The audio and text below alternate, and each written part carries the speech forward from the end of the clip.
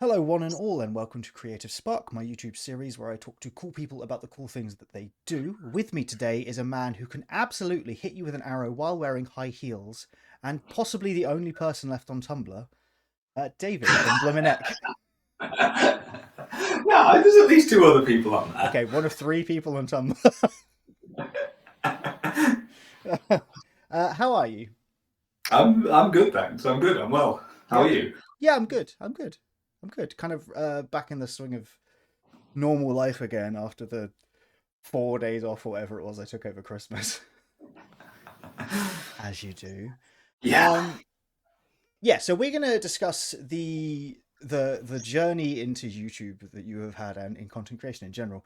And I'm assuming this will be relatively interesting because you are one of a few content creators who I think successfully straddles a few different output types. You're not just despite the bow and arrow in the back, you're not just an archery channel. You do a bunch of stuff. And I think that's really interesting because it's not something that everyone manages to do. So, how and when did it start? That's a very odd. It's a really complicated question to answer because I didn't just like wake up one day and be like, you know what, I'm going to be famous on the internet. I'm not. That feels like a really weird thing to say, but I feel like I can possibly vaguely justify that sentence now because yeah, there's some big numbers out there. It's terrifying. But it started the internet side of things. That bit started. Whoa, what, like 10, 11, 12 years ago? Like, as you said, I'm on Tumblr. I tried very briefly to make a blog on Tumblr where I wrote articles about things that made me sad as a stereotypical teenage white boy. Gotta be done. It got me like 6 notes, so that was pretty good because I only have 4 followers. So I was like, yeah, win. But if we're not counting that because it's completely unrelated to anything else I do, um, it started mostly because I was doing a bunch of pole dance. I started that, yeah, about 12 years ago. And everyone who pole dances is on Instagram. Right. It's just a thing. And I was like, well, I'm learning new things. I'm learning new moves. I've vaguely at some point might mention to my parents that I've taken up this hobby. So it would be good to have like a visual record of some of the stuff that I'm doing so that I can remember it and so that other people, if I need to show it to somebody to justify it somehow, I can be like, look, I did a hard trick. So that's how it started. I was just it started out as pictures and then I very quickly realized that nothing I do looks good in pictures because I cannot be freeze framed in a way that doesn't make me look like this. So it turned into short video clips. And that was it for ages and ages. It was just a little record of my pole progress and racked up a tiny handful of followers and a few thirsty gays. And that was just kind of how it went for a bit. And then I think the rest of it basically all happened in a relatively short space of time after COVID. Because like everyone else, I was sat around bored. I wasn't sat around bored very long because my job at the time meant that I got to go back to work before a lot of other people did, but it wasn't right away. Right. So I had a few weeks where the weather wasn't terrible and I was going stir crazy, but I had a garden.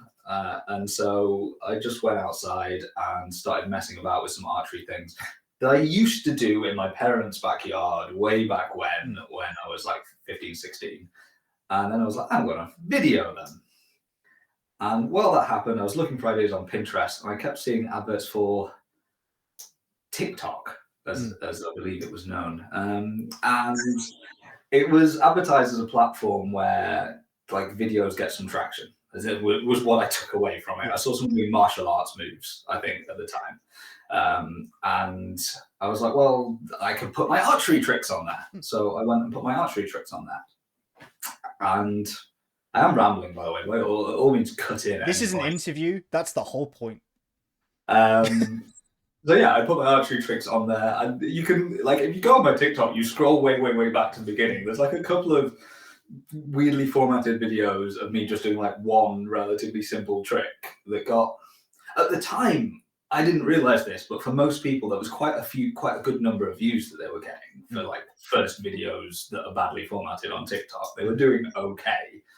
But at the time, I didn't realize because that was just what they looked like. It was kind of like 500 views or something, which is a lot better than the kind of like 10 that something might average.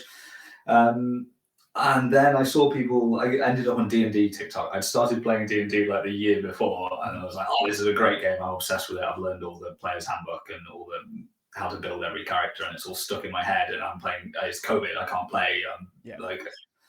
And I sort of saw the videos where people are like D&D classes doing this. It was kind of a trend at the time.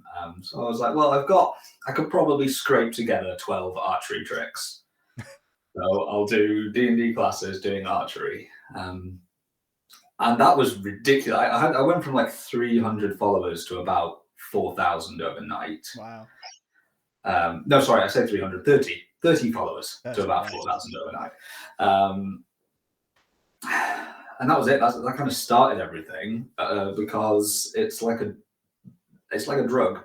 Right, you get some engagement, and you're like, "How do I get that engagement again?" Yeah. And it's terrible, and it's bad for you, and you shouldn't chase it, but you want to. So then I spent a long time trying to make my little trick shot videos work, and people liked them, and most of the time they kind of didn't. So then I kept like doing other stuff at the same time, and being like, does this work? Do people like this? Do people like that? So I was a D&D account for a long time where I wasn't doing a lot else. But it was mostly just TikTok. I kind of just posted everything on the other places. And then 2.5 years ago, out of the blue, my YouTube just took off. Like all the videos had already been there. I posted them when I posted them on TikTok.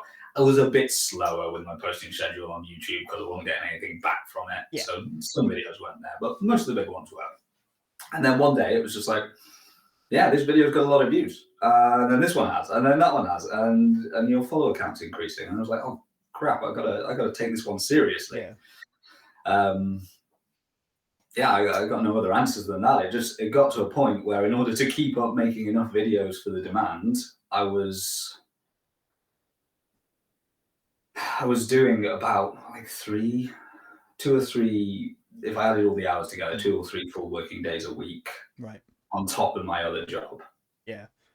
It's a lot. And I had like family commitments and things. And so I dropped down to part-time on my other job. And I was like, I'm still exhausted all the time. And I'm enjoying this. So I just, at some point, just had to be like, right, I've got 2 options. One is I stop doing these videos and just go back to my day job, which I spend my whole time thinking about how I'm going to make my next video on it. Or I stop my day job and I take a chance. And so I did. And it's been like a year and 3 months since I went full time on this. And it's working so far. There's the constant fear that next month everything will die and I will have no money, but then I just get a day job again. It's not like I was in a high flying job that I can't replicate. So yeah, that's it. That's what I'm doing. How much has the switch to full time changed your like mentality and your view towards the videos? It has. It's changed a bunch of things. One is that I've increased how many videos I make. I used to have try and get 1 video a week, and now it's 2, which doesn't seem like a big increase, but it is twice as much work. And then I've also got I've got things like Patreon, and I try and make tutorials for things. So it's meant that I've had to take the videos, I guess, both more and less seriously, because I can restrict them to essentially working hours, which means that I can do family things during the non-working hours, which is lovely. That was one of the big reasons for doing this, was that I could not have to be kind of scrabbling for every possible bit of time I could find to get stuff done. And that's been really nice. It's relaxed me a lot. But it comes with a whole bunch of anxiety, I guess. Like, not on a major level. Don't get me wrong. I am less stressed than I was when I worked in every other job I've ever had, basically. Yeah.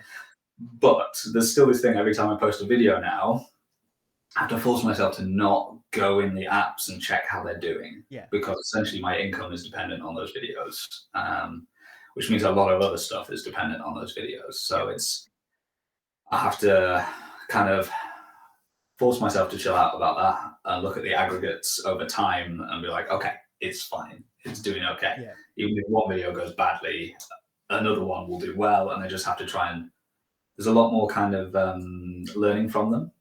I have to chase what works in a way that I was kind of doing before, but these days it's more important. Do you feel like that's restrictive, having to like focus on what works rather than necessarily what you want to do? I realize the two cross over inevitably, but yeah, a little bit sometimes and a little bit not. The biggest problem, I think, for me personally, is that theoretically, I've got quite a narrow niche.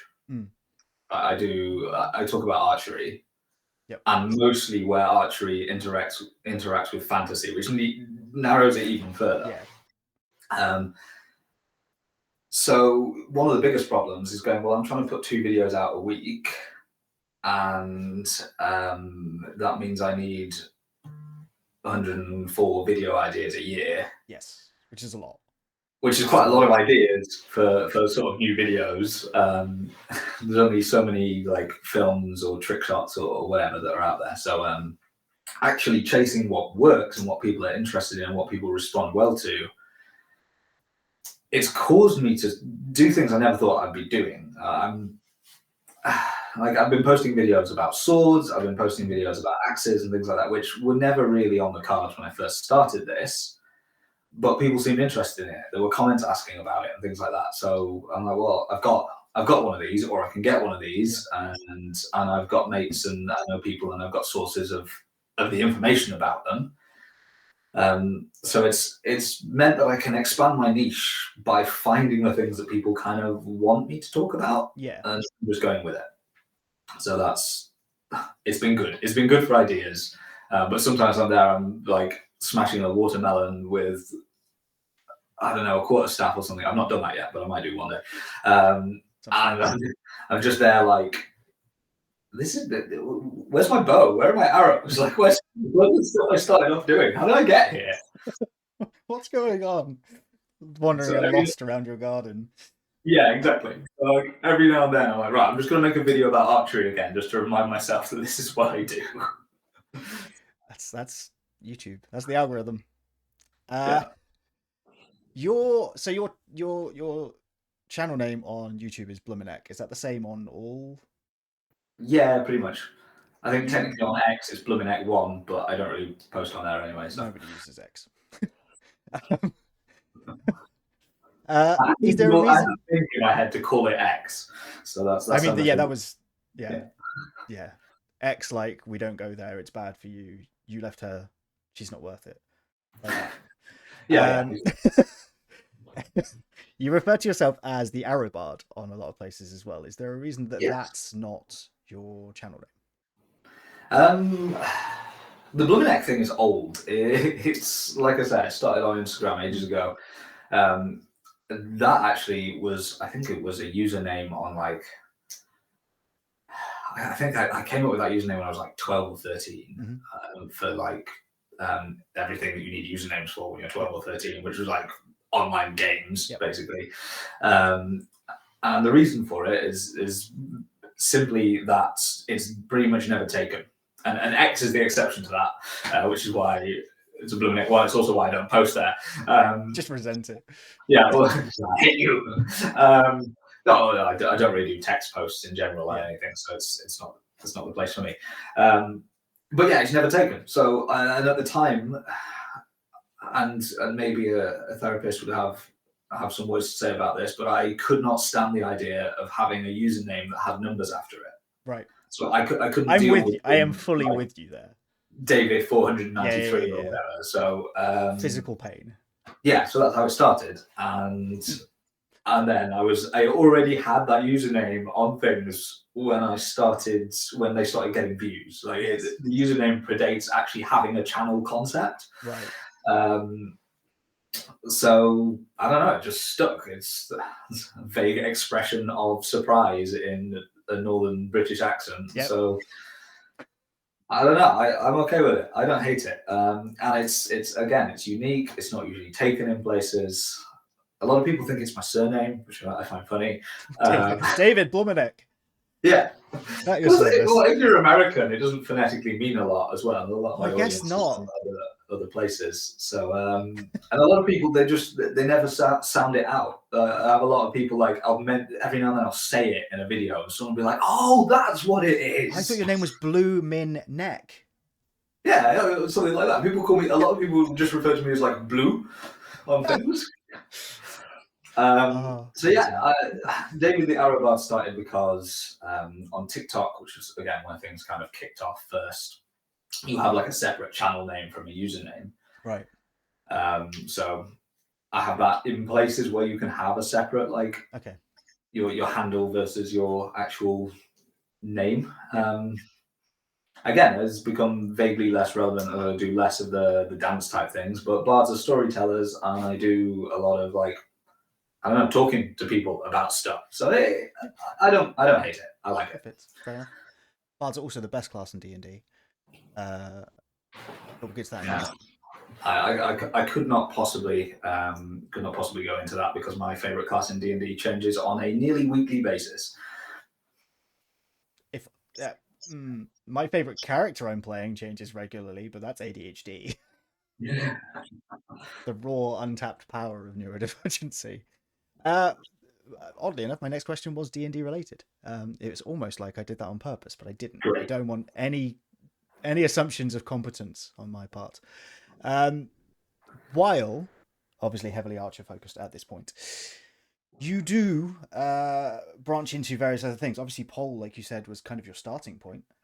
Yeah. And I've seen you've obviously splice pole and archery as well, which is always fun to watch. But you also lean into, like you say, fantasy D&D. You've got kind of film stuff as well. Is there any of that you'd like to be doing more of? Yes. No. Sometimes. Yeah. I think the thing that I've only done it once or twice and really enjoyed it is actually going more into the film side of things. Mm-hmm. I really enjoyed one time. It was, I guess, this is vaguely a humble brag, but it's relevant to the story. Is I do some ads sometimes because I've got to pay the bills. And one of them was from Lionsgate, who had recently released Ministry of Ungentlemanly Warfare, Right. and they commissioned me to essentially talk about the archery in that film. And I was like, this is ridiculous. You're paying me to do a thing that I wanted to do anyway. And that was really great because they had put a little bit of thought into it. There was something interesting to talk about in how they set up this character and the way that he does archery.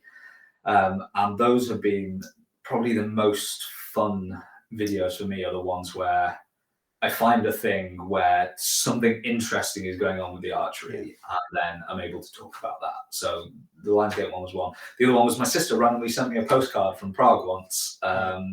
She'd been to a church there, and in the Undercroft they have a lot of murals, and one of the murals had a skeleton shooting arrows. And she sent me to this because she was like, David would like a skeleton archer, so she sent me a postcard of it. And I looked at it and I was like, this picture, it's not just a skeleton shooting arrows. He's using a technique that's incredibly rare and very rarely portrayed anywhere, but there's no way it cannot be because all the details are right. Mm. So there's a little like equations floating around my head as I looked at it. So those are my most fun things, or when I can break something down like that. I would love to do more of that kind of thing, of being able to, or even take it from the other side if I can eventually do that, of someone's like making a video game or whatever, and or a film, and they want some advice on how to do that. And I'd love to be able to be the person that they ask and be like, yeah, actually, you could use this style and it would work in these ways, and you can make it look like that, because it lets me be a nerd in a way that feels vaguely like it's doing something. Yeah, that's fair. Yeah, kind of leaning more into your expertise and less into the content creation as such. Yeah, I love the content creation. Don't get me wrong; it's fantastic fun. But yeah, that would be a nice avenue to do a little more of if I can. Very cool. Do you ever worry that you're kind of leaning into too many things? About twice a day. Good. Um, yeah, there's this thing, right? Sorry, I have a tiny Lego figure that I'm messing with to distract me. If I'm looking down, it's It's the because tiny Lego figure. I I'm respect it. fidgeting with a tiny Lego skeleton. Yeah, there's this thing. It's essentially basically imposter syndrome, but imposter syndrome reacts very weirdly with having a lot of people listen to you. So I make more content about more different areas and more different things because I need ideas, I need more concepts, I need things that people will watch and be interested in. Um, and very much a lot of the time, I'm making something like I check everything, I talk to people Mm, about stuff, but sometimes the thing I'm doing is not something that I specialize in. right. So if I talk about like I don't know axe combat or um, even the sword, I have the sword. I mess about with the sword. I know a lot more about the sword than I actually have skills to back it up Right. because I spend most of my time doing archery. Mhm. So then there's a bit of me that's like, someone will comment on it and they'll be like, "Nah, this guy's sword technique isn't very good." I'm like, "Yeah, I know," but then a bunch of fans come in and they're like, "No, he really knows what he's on about." I'm like, "Well, yeah, It could both. what I'm saying is true, but what I'm doing isn't necessarily correct Yeah. on this particular thing," and that worries me sometimes of being like perceived as like I don't mind being perceived as knowledgeable, but being perceived as infallible is just way off. Yes. And even for the archery stuff, I've got a decade and a half of experience doing archery. It doesn't mean that everything I do is right, and it's not because like I don't shoot target style Olympic archery, for example. I've mentioned that a bunch of times on my videos to try and get that idea across. But people want there to be a correct thing. They want there to be a correct way to do something. So if I talk about the benefits of something, people then yeah, people then a lot of people want that to be the right way, and it's very hard when you're scattering yourself across a whole bunch of fields Yeah. to then also deal with that side of things of trying to be intellectually honest about everything. It makes sense. I also think with a lot of this stuff, you can be wrong. There's very rarely a definitive correct way of doing things because there have been so many styles throughout history of obviously different archery, different sword fighting styles, different swords, and it's the same Yeah, martial arts and things like that. Um, there is a wrong way, sure, but like the right way is a lot harder to define, which is what you're yeah. saying.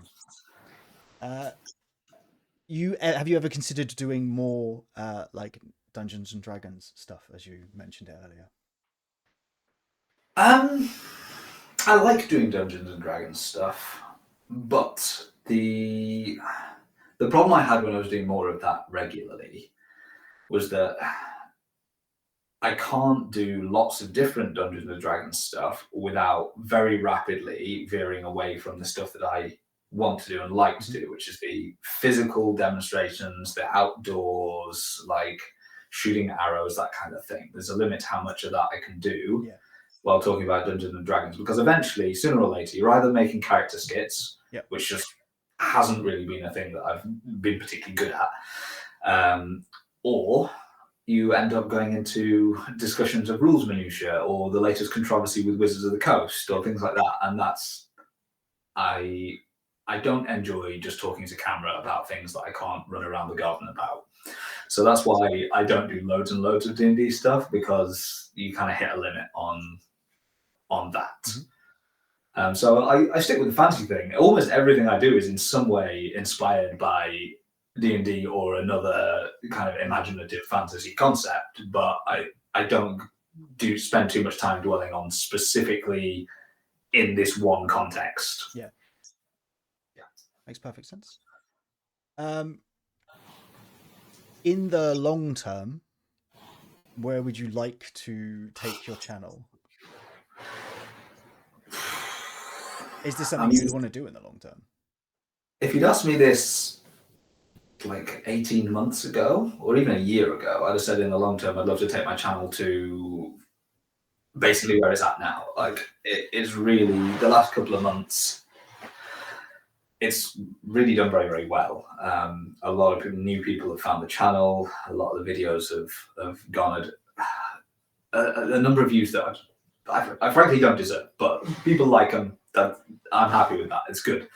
Um, I don't really know at the moment, long term, what I want to do. I feel like I'm kind of riding a wave in some ways. Like I've done a very limited amount of surfing in my life, but as far as I'm aware, this analogy vaguely holds up.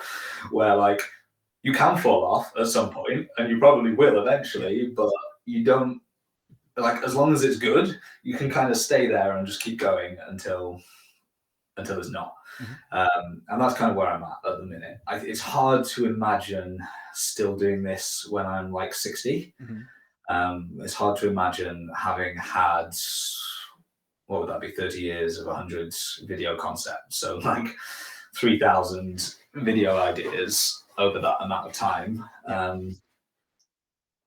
But as I said before, I'm making different stuff now from what I thought I would have been a couple of years ago. So who knows? Who knows where I'll end up? I mean, I'd like to branch into more things. As I said, I'd like to end up, even just once, doing something that turns into a film or a TV type thing. Um, I've experimented a little bit with like doing some D&D streams. Mm. I've never hosted any, but I've been on a couple, and that was kind of fun. But at the moment, it's just I'm just kind of seeing what experiences come my way, I guess. I don't really have a plan. I'll keep making videos as long as people enjoy watching them and find them interesting. And we'll see where that goes. Very cool. But I think that's all of my questions, which is good. Is there anything in particular you want to plug outside of your channel? Obviously. Oh, I probably should, but I haven't really thought about it. I have a channel. Yeah, you can go watch my videos. I talk about silly fantasy things, mostly archery, but also other stuff as well, other weapons. I do check things before I talk about them, so hopefully the information on there is good. And if it's not, I tend to clarify it later on. I also, if like as I said, archery is my main thing. So if you really like archery and you want to get into it, and like me, you don't particularly enjoy the Olympic target shooting, which is what I know a lot of clubs almost exclusively teach. So if you're interested in learning a bit more about different historical and also fantasy styles of archery that aren't really historical, I have some tutorials for that, which you can find basically if you find any of my socials under Blumineck. There'll be a link that takes you to a whole bunch of other links, and one of them is tutorials. So if you like that stuff, it's out there. Otherwise, I don't know. That's it. I didn't really come here to plug something. Maybe I should have planned that a bit. No, I don't think there's any. Honestly, like everyone I interview has like several times more followers than me. It's really more of a just in case somebody somehow found the video without knowing who you are, which seems odd. Yeah, well, yeah. Hi. Thanks for finding this video. That's what I do. Yeah, they're like, oh no, I just really like this other southern white guy who interviews people. He's got a real good style. They're like, oh look, other people. I don't know, maybe it could happen. Stranger things have happened. I might cut that. Just self-deprecation at the end of the video is a bit too British, I think. Yeah, well, it depends what your audience is, I guess. Well, now I've talked about it, so now maybe it's too meta to not. I don't know. I'll figure it out. I'm a very lazy editor.